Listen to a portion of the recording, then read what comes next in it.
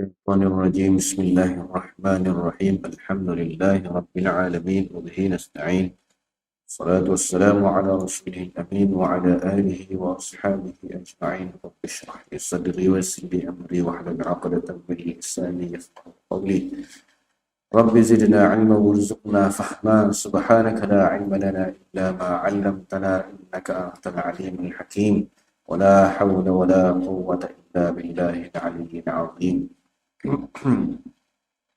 Hari ini kita sambung lagi pelajaran kita pada tajuk yang ke-126 berkaitan dengan anak tiri. Tapi sebenarnya tajuk ayat ni ni kita ambil potongnya dia saja. Ayat dianya panjang. Ayat dianya ialah bermula dengan a'udzubillahi minasyaitonirrajim. Hurrimat 'alaikum ummahatukum. Ni berkaitan dengan orang-orang yang diharamkan untuk kamu berkahwin dengan dia ataupun yang kita panggil mahram itulah. Okay. Yang pertama sekali hak tak dinikahnya ialah tak dinikah dengan kita ialah ibu. Wa banatukum hurrimat 'alaikum ummahatukum wa banatukum, anak perempuan, wa akhawatukum, adik-beradik perempuan, adik-beradik lelaki memang tak lidah tu. Hak tu tak payah sebut. Okay. Sebab lelaki. Akhawatukum wa ammatukum, mak saudara sebelah bapa, wa khalatukum, mak saudara sebelah mak, wa banatul akhi, anak saudara, wa banatul ukhti. Cuba juga. Anak saudara sebelah lelaki, anak saudara sebelah perempuan, sebelah adik-beradik perempuan, wa banatul akhi wa banatul ukhti, wa ummahatukum allati arda'nakum, ibu-ibu yang menyusukan kamu, wa akhawatukum minar radha'ah, saudara susuan, wa ummahatu nisaikum, tua. Lepas tu barulah jumpa ayat ni, wa ummahatu nisaikum wa rabaibukum allati fi hujurikum min nisaikum allati dakhaltum bihin. Dan juga rabaib maknanya anak-anak tiri kamu yang fi hujurikum, yang kamu jaga. Min nisaikum, anak-anak tiri ni daripada isteri-isteri kamu, daripada isteri yang dakhaltum bihin, yang kamu telah gauli, yang kamu telah bergaul dengan mereka. Fa illam takunu dakhaltum bihinna fala junaha alaikum, tetapi kalau kamu tidak bergaul, iaitu kamu tidak tidur sekali dengan mereka, isteri kamu tu, yang mana dia merupakan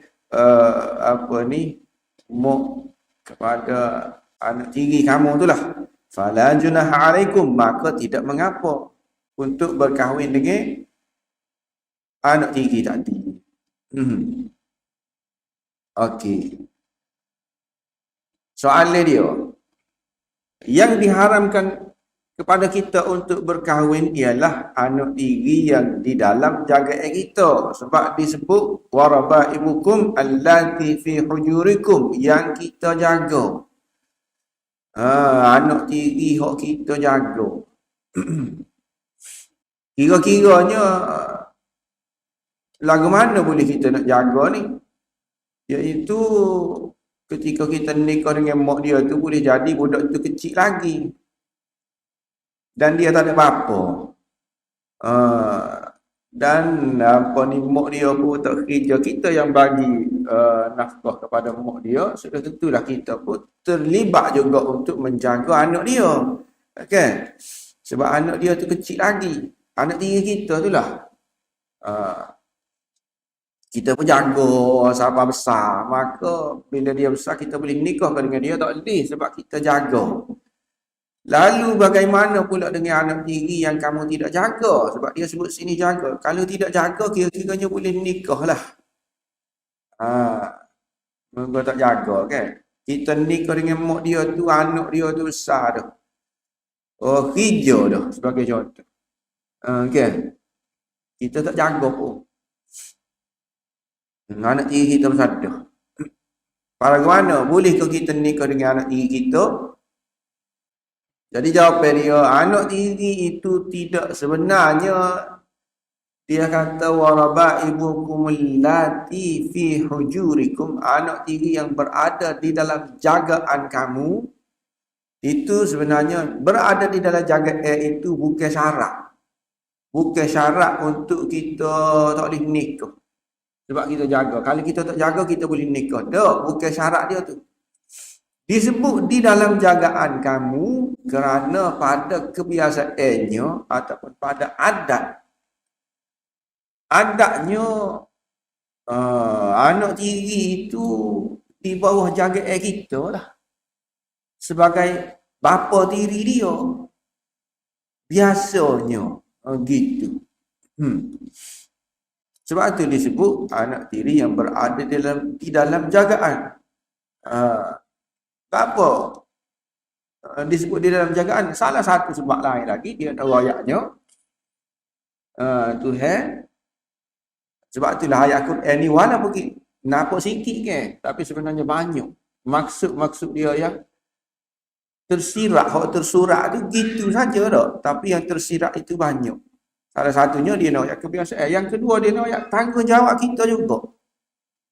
Sebagai bapa tiri tu kalau nak kira, bukan kata bila kita nikah dengan mak dia, anak dia kita tak jaga. Anak tiri kita tu kita tak jaga. Kenapa? Sebab bukan anak kita. Kita kata dah. Hak tu anak dia lah kena jaga dah. Dia lah kena cari nafkah untuk nak menyara anak dia tu.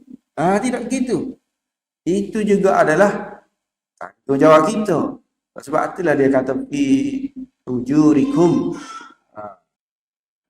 Jadi sama ada kita jaga ke ataupun kita tidak jaga, disebabkan dia bersadah, dia kerja tu, kita tetap tak boleh nikah dengan anak tiri.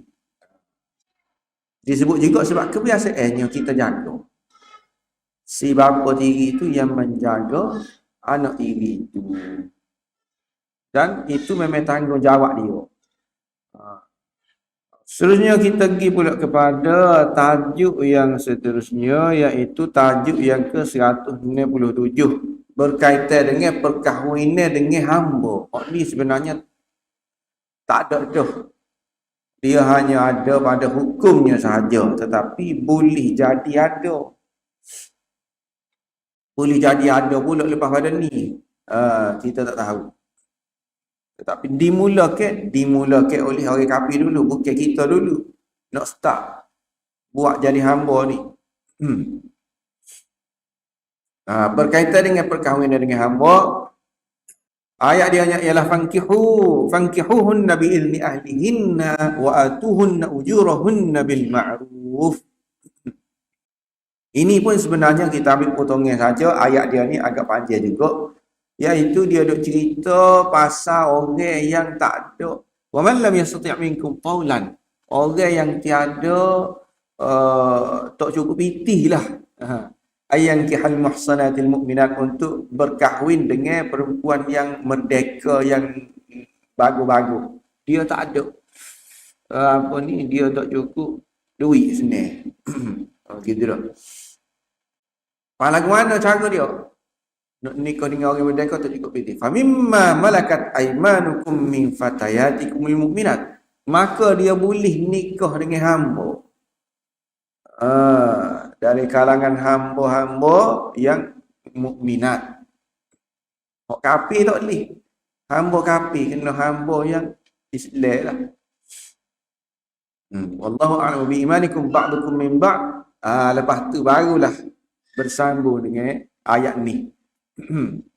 Cara dia lagu mana? Fankihuhunna bi'izni ahlihinna. Cara dia ialah kamu boleh nikah dengan hamba tu. Syarat dia bi'izni ahlihinna, dengan keizinan daripada tuan dia. Keizinan daripada tuan dia. Wa atuhunna ujurahunna bil ma'ruf, dan kamu juga kena bagi mas kahwin kepada mereka lah, kepada hamba tadi tu, bil ma'ruf, dengan cara yang baik. Dengan cara yang baik. Jadi hamba pun kita kena bagi mas kahwin juga.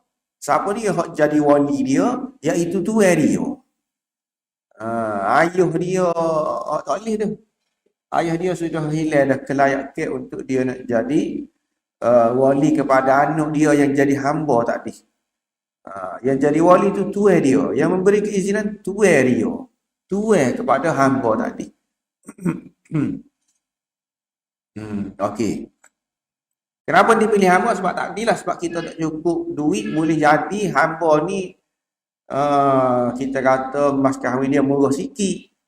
Berbanding dengan orang yang perempuan yang merdeka. Jadi kiranya boleh lah. Ada kelonggaran lagi. Persoalan dia. Ayat ini menyebut mas kahwin ni kita kena bagi kepada hamba tersebut. Sedangkan mas kahwin tersebut wajib diserahkan kepada tuan dia hak sebenarnya, bukan diberi kepada hamba. Tetapi dalam ayat ini kata wa'atuhunna ujurahunna. Berikan mas kahwin itu kepada hamba tu. Hamba hak kita kahwini itu. Sebab dia ni hamba, maka dia tidak boleh memiliki. Kalau nak kira dia tak ada. Cumanya anak dia pun akan jadi hamba juga kalau nak kira. Anak yang hasil daripada perkahwinan kita dengan dia. Pada mana tu? Ayat Quran ni sebut suruh bui ke dia. Jawapan dia apabila hamba perempuan dan hartanya adalah milik tuan dia, maka menyerahkan kepada hamba tadi samalah juga dengan menyerahkan kepada tuan dia. Dia sebut di sini bagi mas kahwin tu kepada perempuan yang hamba tadi, bermaksud bagi kepada tuan dia lah. Di sini ni dia ada benda-benda yang dibuang. Kita panggil dalam bahasa Arab hazaf, dia kata hazaf. Hazaf. Contoh dia kalau ayat Quran agak was'alil qaryatal lati kunna fiha, ada tanya kampung. Kamu duduk di kampung tu, tanya kampung. Lagu mana tanya kampung? Boleh ke kampung nak kecek tak? Tidak. Maksud dianya tanya ahlal qaryah. Penduduk kampung. Kampung tu penduduk kampung. Begitu juga di sini bagi kepada hamba tu, sebagaimana kita tahu hamba ni tidak boleh memiliki apa-apa, maka maksud dianya bagi kepada tuan hamba tu. Itu saja, mudah sahaja. Okey, seterusnya. Tajuk yang ke-168 berkaitan dengan perniagaan. Perniagaan ini halal. Perniagaan ini adalah satu urusan yang dihalalkan, satu muamalah yang dihalalkan oleh Allah. Firman Allah Ta'ala, ya ayyuhalladzina amanu la ta'kulu amwalakum bainakum bil batil illa an takuna tijaratan an taradhin minkum. Wahai orang-orang yang beriman, jangan kamu makan harta-harta sesama kamu dengan cara yang batil, dengan cara yang salah. Bagaimana makan harta sesama kamu dengan cara yang salah? Iaitu boleh jadi dengan curi, boleh jadi dengan khianat, boleh jadi dengan khianat, dengan merampas, dengan melakukan, kita panggil dia transaksi riba. Jadi juga ini makan harta dengan cara yang salah, bil batil. Illa an takuna tijarah, kecuali dalam bab tijarah, kecuali makan harta tu dengan cara yang dihalalkan oleh syarak. Bagaimana? Iaitu jual beli. Antara minkum, jual beli itu pula dengan saling setuju. Setuju. Itu maksud makan juga tapi tak. Tapi dengan cara yang halal. Ada soalan. Riba makan harta dengan cara yang batil. Jual beli makan harta juga tapi dengan cara yang halal. Lagu mana? Makan harta. Kira-kiranya macam makan lah juga kita kata tak. Macam makan. Iaitu barang kita sebenarnya harga 10 riyal je. Tapi kita jual ke dia 11 riyal. Sebagai contoh tu. Oh, lebih riyal tu makan kita tu. Okay. Tapi dia setuju kau nak beli barang dia dengan harga 11 riyal. Dia okey ya. Boleh jadi modal 10 riyal. 15 riyal kita jual pun dia setuju juga. Dia nak beli juga. Okey, itu makan harta sama sendiri dia tu kalau nak kira tu dah. Tapi dengan cara yang dihalalkan oleh Allah. Apa sebab tu jual beli. Saya jual, saya beli. Okey, soalan dia. Kenapa disebut? Kenapa hanya disebut jual beli sahaja? Muamalah yang halal ni jual beli sahaja ke? Illa antakuna tijarah, jual beli. Tu je. Tak sebut. Sedangkan masih banyak lagi muamalah yang bukan dengan tujuan berniaga, tetapi dihalalkan juga. Oh ni memanglah nego dak muamalah dalam bentuk nego tijarah ni. Ada juga yang tidak dalam bentuk nego. Seperti contoh hibah, wasiat, gadaian. Ini asal dianya tidak untuk keuntungan ke apa ni kalau nak kira ni. Ini pun muamalah juga. Adakah ini apa disebut nego saja yang halal kan? Muamalah sesama kita ni. Gada, pinjaman dan sebagainya juga termasuk di dalam urusan yang dihalalkan oleh syarak juga. Tapi kenapa tidak sebut? Dia sebut jual beli saja. Yang dihalalkan tu. Jawapan dia banyak sikit. Jadi hak lain-lain tu tak sebut hibah ke wasiat ke gadai ke kerana kebanyakan muamalah ni kita kata urusan nego-naga lah. Urusan perniagaan tu dah.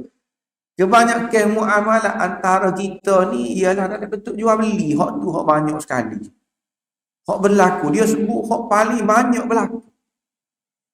Gadai ada juga tapi jaga-jaga. Gadai kalau dalam setahun tu boleh jadi sekali je tu. Gadai setahun. Ketika dekat-dekat nak raya ni gadai lah. Lepas tu berpuluh. Bukanlah kata gadai ni tiap-tiap hari, tiap-tiap minggu tidak. Tapi jual beli ni boleh kata hampir setiap hari lah kan. Jual beli tu. 2, 3, 4 kali sehari tu. Shopee. TikTok program loan ni kalau nak kira. 3 dia tu. Jual beli lah tu. Jadi jual beli ni apa? Jual beli ni ialah pertukaran sesama manusia dengan tujuan untuk dapat untung. Ni jual beli. Untuk dapat untung ni kebiasaannya akan berlaku banyak nipu lah. Sebab nak untung kan. Asas jual beli ni apa? Keuntungan. Kalau tak ada untung, jual beli buat apa dah. Tak ada orang nak jual nak beli muka tak untung. Senang kan? Kalau rugi gini, makan modal gini, baik saya tutup kedai. Gitu tu. Sebab tak untung. Jadi bila nak kepada keuntungan ni, maka akan banyaklah berlaku subhatlah kita panggil kekeliruan, penipuan dan sebagainya. Kemungkinan nak berlaku penipuan ni tinggi. Sebab muka benda dia main hari-hari kan. Kalau hak setahun sekali tu muka jarang-jarang urusan tu buat, mesti kita beringat, kita berhati-hati kan. Hak ni hari-hari dia main jual beli ni. Tetapi dihalalkan juga. Disebut khusus halal. Walaupun kita mungkin mikir hak ni hak banyak kali orang nipu dah dalam jual beli ni. Scammer lah berapa dah main di jual beli ni kan. Kalau pinjaman ke apa tu orang-orang kaya-kaya je. Dia sasar ke tu. Kat kredit tu orang ada biti. Orang umum enggak biasa tak ada lah. Kat kredit kan. Jadi tapi tetap dihalalkan juga. Sebab itulah disebut suku. Jual beli ni. Kalau nak kira banyak risiko dah juga. Tapi sebab dihalalkan juga untuk menjaga kemaslahatan kita, untuk menjaga kepentingan manusia. Kalau tak ada jual beli ni masalah. Akan jadi masalah. Masalah lagu mana? Tak kerja buat lah kira-kiranya kita. Kena buat sendiri belakang. Moga tak si jual beli ni tu. Padi tanah sendiri, air perak sendiri. Pakai apa lagi nak sayur pun tanah sendiri juga. Pasal lagi jauh. Duk main kapung itu boleh lah tak. Pas kereta kata lagu mana nak pergi jauh sikit tak. Kereta motor kita kena buat sendiri juga tak. Tak boleh juga. Terpaksa kena beli. Jadi sebab itulah disebutkan juga. Yang banyak risiko tetapi halal. Illa antakuna tijarah. Disebut satu. Jual beli ni. Lepas tu jual beli ni walaupun banyak risiko tetapi itu heboh syarat dia lagi. Ada syarat dia. Illa antakuna tijarah antaradhim minkum. Syarat dia jalan perniagaan yang berlaku suka sama suka antara kita. Orang jual setuju, orang beli setuju. Jelas jual beli tu. Jual beli yang jelas, bukan jual beli kok sama-sama. Tidak. Itu syarat dia.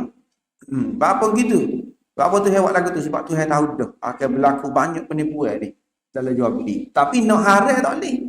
Jual beli. Terpaksa kena teguh juga untuk kelangsungan hidup kita. Lepas tu satu lagi, kenapa disebut jual beli? Sebab sumber rezeki itu kebanyakan dianya berpunca daripada berniaga ni lah. Hak jual beli ni, hak banyak. Bergibah ke apa tu. Jarang-jarang. Lah ni baru ada dah nak buat. Nak mengkomersilkan hibah ni. Sebelum daripada ni orang tak cara mana ke. Lah ni baru ada. Tapi benda tu sudah ada lama dah. Hibah tu. Tapi jual beli nego ni memang jadul sampai dah ni. Orang tu amal semacam. Okey. Seterusnya, tajuk yang ke-169 berkaitan dengan mensucikan diri. Firman Allah Taala, "Alam tara ilal ladzina yuzakkuna anfusahum balillahu yuzakki man yasha wa la yuzlamuna fatila." Tidakkah kamu lihat orang-orang yang yuzakkuna anfusahum mensucikan diri mereka sendiri? Dia menganggap diri mereka ni, dia menganggap diri dia suci. Dia menganggap diri dia yang terbaik. Orang lain kata terpaling. Terpaling. Dia lah terpaling baik, terpaling suci. Okey. Bahkan tak boleh gitu. Balillahu yuzakki man yasha. Nak sucinya Tuhan yang menyucikan dia. Dia nak kata dia terpaling suci, tak boleh. Ada dah umurnya berlaku, kita baru timbul terpaling lagi tu. Orang ramai nur lagi tu.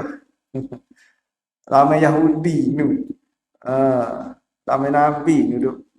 Terpaling tu. Jadi orang Yahudi ni dia menyucikan diri mereka sedangkan mereka melakukan kekufuran dan menukar kitab Allah. Dia menganggap diri mereka ni hak terbaik lah. Wa qalatil yahud wan nasara nahnu abna'ullahi wa ahibba'uh. Dia kata, dia mendakwa orang Yahudi dan juga orang Kristian, dia kata kita ni anak-anak Allah dan juga kita ni ahibba'uh, kekasih Allah. Ada dalam ayat lain, la yadkhulul jannah illa man kana hudan aw nasara. Tak masuk neraka kecuali orang Yahudi, orang Kristian. Menganggap diri dia yang terbaik. Sedangkan dalam ayat lain Allah mengeji orang yang menganggap diri mereka ni suci. Firman Allah Taala, "Fala tuzakku anfusakum huwa a'lamu bimanittaqa. Jangan kamu menyucikan diri kamu sendiri. Allah yang paling tahu siapa yang bertakwa. Siapa yang paling bertakwa, siapa yang tidak. Kita tak boleh nak kata saya yang paling bertakwa. Saya yang paling, tak boleh. Okey, soalan dia. Lagu mana pula dengar? Oh, tinggal dengan Nabi Muhammad sallallahu alaihi wasallam yang memuji diri sendiri dengan berkata, wallahi inni la aminun fis sama, aminun fil ardi. Wallahi aku ni hak paling amanah di langit dan juga hak paling amanah di bumi. Dia kata menunjukkan dia paling bisa kan. Tu yang kata tak boleh kan? Tu yang keji. Orang yang menyucikan diri sendiri tu. Lepas tu ada lagi Nabi Yusuf kata, qala ja'alni ala khazainil ard inni hafizun alim. Ni Nabi Yusuf ni. Dia kata, jadikanlah aku ni ala khazainil ard, yang menjaga perbendaharaan negara pada ketika tu. Nak biar dia jadi raja lah. Menguasai harta negara. Jadikanlah aku ni yang menguasai harta negara. Inni hafizun alim. Aku ni orang yang paling menjaga. Dan juga aku ni orang yang paling tahu. Oh tu kan tu. Menyuci ke, kau mengangkat diri kau. Lagu mana tu? Jawapan dia. Nabi kata gitu kerana ada peristiwa sebelum daripada tu. Sebab tu Nabi kata lagu tu. Nabi kata aku orang paling amanah. Aku orang paling jaga amanah ni lah tu. Kerana orang munafik kata sebelum daripada tu. Orang munafik kata kepada Nabi, dia kata kamu kena berlaku adil. Berlaku adil lah di dalam pembahagian. Bagi harta, ghanimah, gapok ni tu. Nabi, dia suruh Nabi berlaku adil. Sedangkan Nabi itu seorang yang memang adil dan juga amanah. Semua maklum. Semua maklum Nabi ni orang paling amanah sejak daripada dia kecil lagi kan.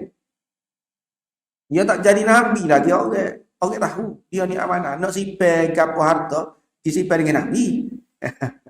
Maksud tu semua tahu. Jadi Nabi royak tu betul dah. Dengan dia ni yang amanah. Dan sebagai menjawab orang kata suruh dia ni berlaku adil. Jadi kira-kiranya dia jawab tu dan selagi hak kita tak boleh hak nafi kan, dia jawab ni berdasarkan wahyu gitu lah. Tuhan royak dia ni hak paling adil sekali. Dia hak paling amanah sekali. Tak ada dah lah. Di langit dan juga di bumi. Maka dia pun jawab gitu. Betul lah. Dan satu lagi, memang betul pun gitu. Sedangkan orang Yahudi ni, dia mendakwa dia ni ahibba'u, kekasih-kasih Allah. Dia tidak gitu. Dakwa saja kan. Dakwa saja. Sedangkan sebaliknya, tidak. Tapi Nabi tu, dia royak gitu dan memang betul dia lah yang paling amanah. Betul. Nabi Yusuf pula, dia kata, dia suruh jadikanlah dia menjaga perbendaharaan tadi itu dah. Ini untuk melaksanakan kerja kenabian dia. Nak suruh dia ni jadi pemerintah. Kalau dia duduk dalam jir, nak sabar menegakkan keadilan ke mana? Nak menyebarkan kebenaran, nak melaksanakan kerja kenabian dia lagu mana? Kalau dia sendiri duduk dalam jir tu, ni pada ketika tu, orang duduk tengok tuduh dia macam-macam. Lagu mana dia nak melaksanakan hukum hakam Allah ni, nak permudahkan dia. Nak supaya mempermudahkan dia ni melaksanakan kerja dia. Hak ni boleh gitu. Sebagaimana kita pun boleh juga. Kita minta biar mudah urusan ibadat kita, walaupun kalau nak kira ambil air semaya dia air sungai pun boleh. Ambil dari laga pun boleh air semaya. Tetapi kalau ada air lagi molek. Boleh. Itu dia permudah ke urusan kita di dalam beribadat. Ada. Maya bawah pokok kabu tu boleh kalau nak kira dah. Tapi kalau semaya dalam masjid, sujud atas tanah boleh, sujud atas kapek lebih molek lagi. Kalau ada gitu tu. Ni tak apa. Jadi Nabi Yusuf tu gitulah. Kira-kiranya bukan kata kalau dia tak jadi tak jaga perbendaharaan dia tak boleh melaksanakan kerja kenabian dia. Dah. Supaya lebih licin lagi kerja dia. Gitu. Ini boleh, dibolehkan. Minta benda-benda gini. Lepas tu inni hafizun alim dah. Aku orang yang paling menjaga. Nabi Yusuf kata dah, aku orang yang paling tahu. Sebab apa? Sebab memang realiti dia gitu. Realiti dia. Dan memang Allah, waktu kira-kiranya Allah wahyu dalam tu kepada dia sebab dia Nabi. Kita tak boleh nak kira. Dengan Nabi ni, Nabi kata aku ni orang yang paling tahu. Betul lah. Sebab tu saya kata, kalau kita nak kata aku orang yang paling tahu. Akulah orang yang Tuhan paling sayang. Iya, siapa dia orang yakin tu. Kita tahu mana. Kita ni orang yang Allah paling sayang tu. Jadi firman Allah Ta'ala lagi, la yastawi minkum man anfaqa min qabli al-fathi wa qatal ulaika a'zamu darajatan min alladhina anfaqu min ba'du wa qatalu wa kullan wa'ada Allahu al-husna. Jadi Allah sahaja yang layak untuk nak mensucikan siapa-siapa yang dia nak. Dia nak kata orang ni lebih, orang ni kurang. Orang ni siapa ni? Allah. Kita tak boleh nak kata kita lebih, dia kurang. Sebab kita tak tahu siapa yang paling bertakwa. Dalam hati kita tak tahu. Tapi Allah boleh. La yastawi minkum man anfaqa min qabli al-fathi wa qatal, maknanya tak sama di kalangan kamu orang yang infak sebelum daripada kira-kiranya sebelum daripada Fathi Makkah, sebelum daripada hijrah. Para sahabat Nabi yang kita panggil Muhajirin dan Ansar itu tidak sama. Berbanding dengan orang yang selepas daripada hijrah. Dia infak, dia pergi, tidak sama dengan kita ni pergi. Nak banding dengan para sahabat dulu hok Muhajirin Ansar, tidak sama. Siapa dia royak tu? Waktu tu hai royak. Tuhan nak tentu gitu boleh. Itu hak dia. Orang-orang itu a'zamu darajatan minal ladzina anfaqu min ba'du wa qatalu. Lebih besar pahala dia, darjat dia lebih tinggi nak banding dengan orang yang infak, orang yang pergi lepas pada tu. Kita nak kata kita infak paling bagus sekali dah, paling ikhlas dah, aku dah terbaik sekali dah. Dari segi infak tak boleh. Sahabat dulu walaupun dia infak sikit ya, kita kata dah. Muhajirin dan Ansar tak boleh lawan. Dengan kita infak 2 juta. Tak boleh lawan lagi. Sebab apa gitu? Sebab hak tu heroyak. Tu heroyak jelas. Kalau hak tu heroyak, kita tak boleh nak dakwa dah. Wa kullu wa'adallahu al-husna, tetapi masing-masing Allah janjikan kebaikan berlaku. Bukan kata orang dulu je mendapat kebaikan, mendapat pahala yang berganda-ganda. Kita ni lah ke mana? Infak boleh juga, tetapi tak boleh lawan para sahabat dulu. Tetap tak boleh lawan. Wallahu a'lam wa akhir da'wana alhamdulillahi rabbil alamin. Subhanakallahumma wa bihamdika asyhadu an la ilaha illa anta astaghfiruka wa atubu ilaik. Sallallahu alaihi wasallam Muhammadin wa ala alihi wasallam walhamdulillahi rabbil alamin.